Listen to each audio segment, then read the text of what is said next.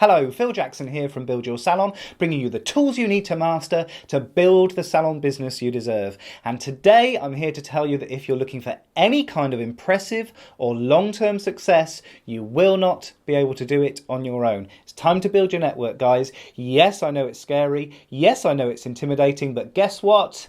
Uncle Phil is here to help you.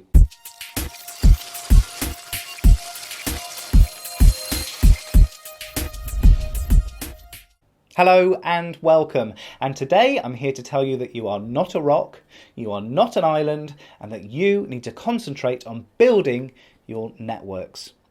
Now, networking can come across as slightly intimidating, particularly if you're in the hair and beauty industry. We seem to have a small confidence crisis. We seem to think that somehow, because we are salon managers and salon owners, that the normal business rules don't apply, or even that we'll turn up for networking events and not be taken seriously. Well, let me tell you something. I've done lots of networking over the last few years. It took me a while. I wouldn't say it's my favourite thing to do, even now, but once you get past the very detail of what we do, once you get past the technical aspects of any business, we all have the same problems. We all struggle with staff. We all struggle with customers. We're all competing for profit margin. So it's time to get out there a little bit and start building our networks. But I think there are 3 ways we should be building our networks for 3 very different reasons. First up, we need to be building our industry network.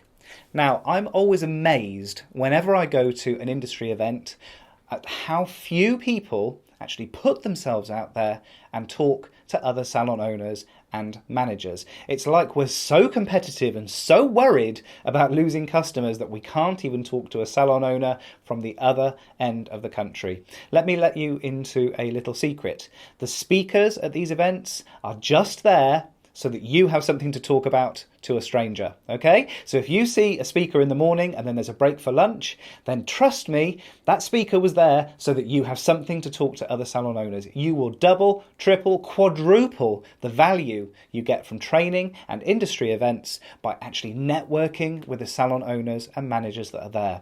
It is reassuring to know that we're all facing the same difficulties. It's reassuring that we're all struggling with recruitment. And trust me, you will not come across a brand new idea anywhere in the world that hasn't been tried in a salon somewhere before. So get out there, find out what's working in other people's businesses, find out who you can rely on when times are hard. And if you've got problems, jot them down. At the next industry event, just say, look, you sound like you've got a really impressive business. You sound like you've got things nailed. What are you doing about recruitment? How are you managing your social media? People are incredibly generous when you ask the right questions, but you will not get help that you don't ask for. So put yourself out there. Now, I forced myself to do this by going to these events on my own. So I was quite cliquey. If I took 1 or 2 of my guys from my salon to an industry event, chances are we would only end up talking amongst ourselves and bitching about the dreadful hair that we saw in front of us. So I stopped taking people, started turning up on my own. It's a really good discipline. Actually, I can take people with me now because I know that I'm strong enough to get out there and do some networking as well. But if you're struggling to get yourself out there, if you're struggling to make connections in the industry, turn up on your own. It makes you talk to people. Next up, our professional networks. So what I want you to do is start to deepen your understanding of the professionals that are around you. So I want you to have more, deeper conversations with your accountant, more and deeper conversations with a lawyer, more and deeper conversations with your suppliers. It's time to richen those relationships a little bit, and it's time to understand a little bit about what's going on in the greater world of commerce. An important part of this can be network events. Now, networking events can be intimidating, I'll be honest with you. Usually they're run on a local level, and what we're trying to do is mix with people that aren't in the hair and beauty industry. And I will tell you now, walking into a room full of people that seem to know each other, have nothing to do with our industry, is intimidating. But usually an event will have a facilitator, someone who's there to welcome new members and take your details on the way in and give you your little badge. So trust me, they know what they're doing. Stick with them. Let them make the introductions. Now, a little word of warning, it is bad form and actually quite rude in some instances to try and get new customers from a business networking event. Business networking is about just rubbing shoulders and finding out more about the other person than you are giving away yourself. It's about starting to build a relationship that you can rely on in the future.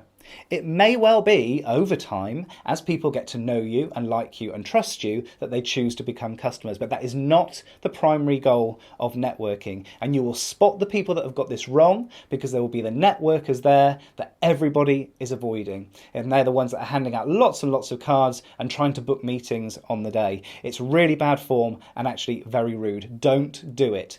Go there with an open mind.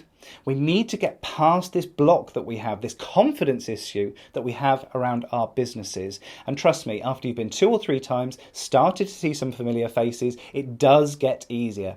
Again, it's still not my favourite thing to do. It's still not something I would choose to do on my day off, but it's a very necessary part of the networking that I do, and it's actually paid me a lot of dividends over the years. We can get ideas from other industries to bring into our own salons, the same as we can from other salons. Little secret for you. Most other salons out there are struggling probably more than you are.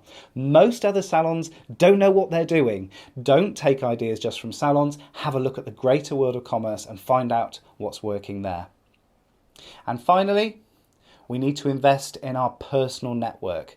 Now, your personal network is not Facebook. Okay, it's one aspect of it, but it's not deep enough, it's not reliable enough, and it's not important enough. We need to build personal connections so that we have support when times are tough. And let me show you how shallow your relationships are on Facebook. If you disappear from Facebook for 4 weeks, don't tell anyone that you're doing it. Just switch off Facebook. You can check it if you like, but don't contribute, don't post, don't share any photos, don't check in anywhere. And I guarantee that 98% of your friends will not even notice, maybe even 100% if you're also texting and communicating with them in a different way. You could literally drop down dead on Facebook and most people wouldn't even notice. This is not a deep enough level of personal connection with you. You have to find people that can support you in the tough times. Yes, involve your family. Talk to them about business problems, even if it's just a sounding board. Be careful with free advice though. I've always said that free advice is worth exactly as much as you've paid for it. But also, you need personal relationships outside your family. You need to talk to your friends and friends of friends. If you've got any chance of getting a mentor in your business, do it now. You may not have the same mentor for the whole time that you're in business. As you grow and develop and your needs change, your needs for a different type of mentor will come along as well. So don't rely on one person throughout the whole of your career, but absolutely at every stage you need some kind of mentoring relationship. Maybe that's very informal. Maybe you just meet in the pub once a month or take someone out for lunch for the price of lunch. If you've got a sounding board which is valuable to your business, absolutely capitalise on that relationship. But bear in mind, if it's a personal network that you're building, there has to be give and take as well. It might well be that there are groups that you can join. It might well be that there's even industry groups that you could join, though I haven't managed to find them offline. But you need that personal network for when you're under pressure. I hope that's been useful to you. If it has, don't forget to subscribe. I do a broadcast like this every single Monday. I would hate you to miss out on the content that I'm sharing. If you've already subscribed, I will see you next week. Take care.